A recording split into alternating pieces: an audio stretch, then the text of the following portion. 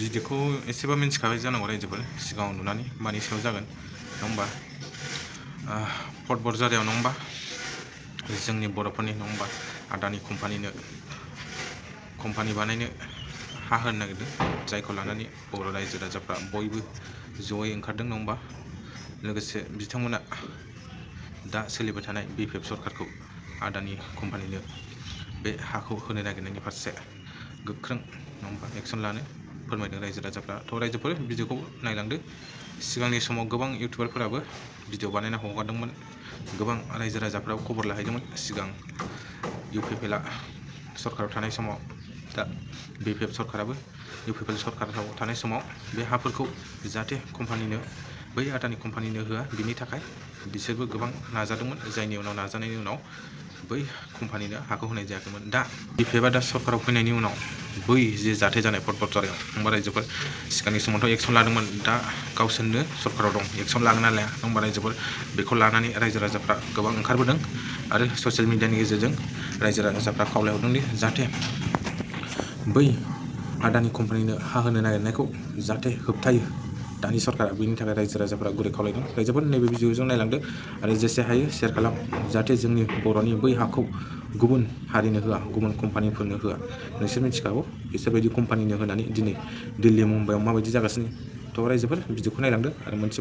मोजां कमेन्ट हरबानो जाबाय थ' भिडिअखौ नायलांदो बेनि उनाव शेयार खालामना हो आरो जेसे हायो साबस्क्राइब खालाम रायजोफोर आरो जेसे हायो शेयार खालामना हो सरकार हाय हाय हाय हाय हाय हाय बीटीसी सरकार हाय हाय हाय हाय हाय हाय बीपीएफ हाय हाय हाय हाय हाय हाय बीपीएफ हाय हाय हाय हाय हाय हाय हाग्रामा मौलारि मुर्दाबाद मुर्दाबाद मुर्दाबाद हाग्रामा मौलारि मुर्दाबाद मुर्दाबाद मुर्दाबाद बीपीएफ हाय हाय हाय हाय हाय हाय आमाग माथि आमाग लागे Assam forest go back BPF हाय हाय हाय हाय हाय हाय बीटीसी सरकार हाय हाय हाय हाय हाय हाय আমি বাগান করব নিদিম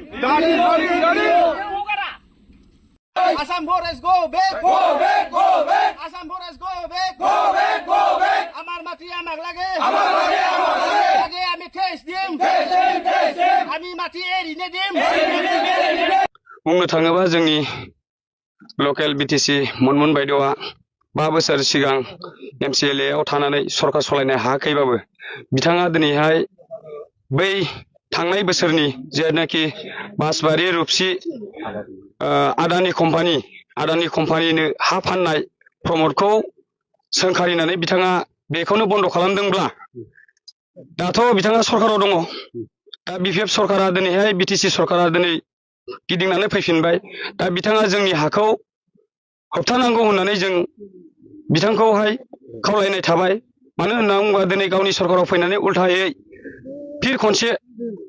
बासबारियाव जाथाय जानाय बायदिनो जोंखौबो दिनै नारसिनफैदों गावनि सरकाराव फैनानै गावनो नारसिनफैदों दा जों रायजोआ बेखौनो लुगैयो जे बिथाङा बासबारिनि आदानि कम्पानि बायदि एसेबां गिदिर कम्पानिखौनो बिथाङा बन्द खालामनो हादोंब्ला गावनि सरकार गैयै समावनो बे सरकार गैयै समावनो गाव बन्द खालामनो हादोंबा दिनैहाय जों सानो जे गावनि सरकाराव फैनानै जोंनिनो पर्बजरा डिस्ट्रिक्टनि जेनाखि जों मोनब्रै मोनबा 6टा 7टा गामिजों दखल खालामनानै दोननाय एसे हा सासेनिल' नङा बेवहाय खमैबो बुंनो थाङोबा 300-400 घरनि हा दा बेखौ बिथाङा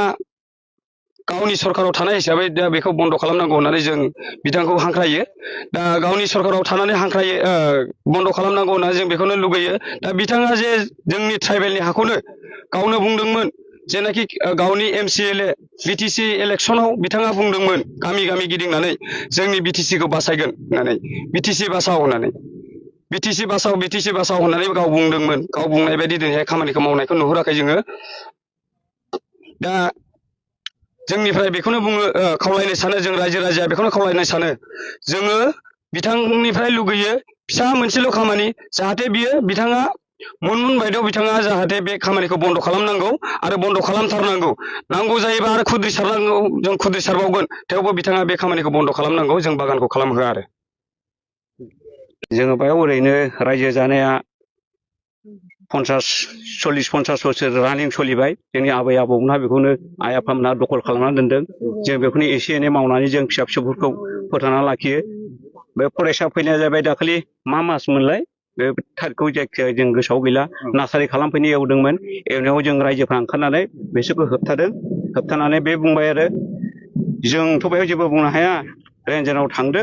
रेन्जारा मा बुङो होनदों जों रेन्जाराव थांबाय रेन्जारा बुंबाय जोंथ' आंथ' जेबो बुंनो हाया आंहाबो गोजौआव मानसि दं होननानै डिफुनाव थिनहरदों